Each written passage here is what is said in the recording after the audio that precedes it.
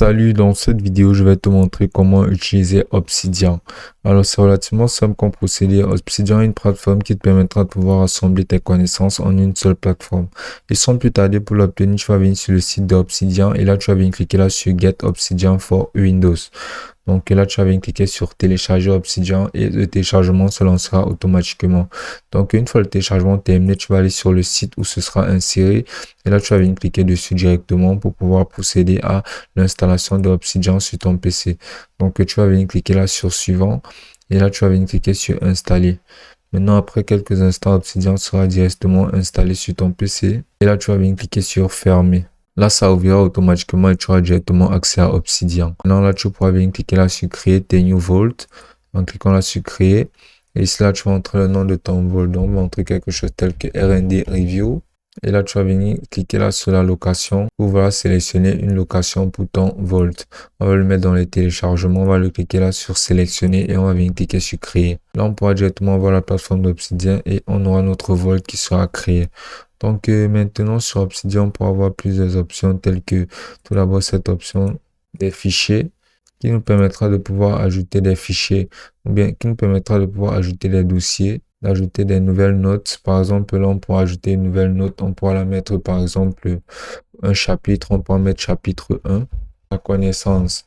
Et ici, là, maintenant, on pourra directement se lancer dans l'insertion de plusieurs titres et du contenu de notre chapitre. On pourra insérer ce chapitre-là comme tu peux le voir et on pourra continuer à directement insérer du contenu ici. On pourra retirer cette section de bienvenue ici. On va changer notre titre.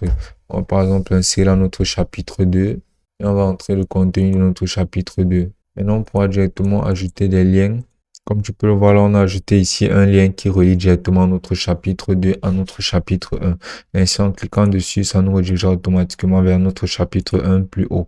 Donc, on pourra ajouter des liens et on pourra aussi ajouter des liens externes en venant cliquer là-dessus, sur ajouter des liens externes. Ici, on pourra mettre n'importe quel lien. Et là, celui-ci sera opérationnel et utilisable. On pourra venir entrer n'importe quoi, comme par exemple le chapitre. Et là, on pourra voir les chapitres et les choses qui sont en lien avec ce qu'on aura mis en recherche dans la base de données de Obsidian.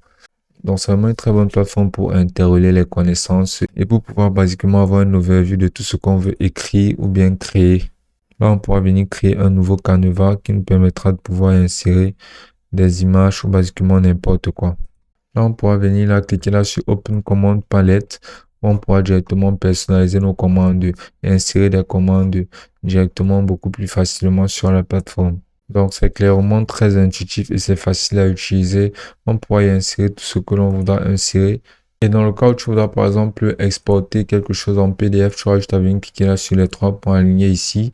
Et là, venir cliquer là sur Export to PDF. Et là, directement à sélectionner les pages et tout. Et on va venir cliquer sur Export to PDF. On aura d'autres options telles que des sources mode. On pourra découper certaines choses.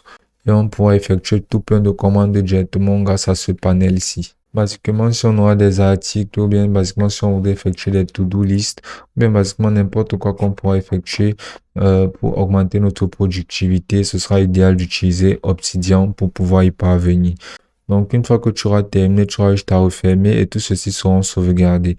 Et ce sera aussi simple que ça.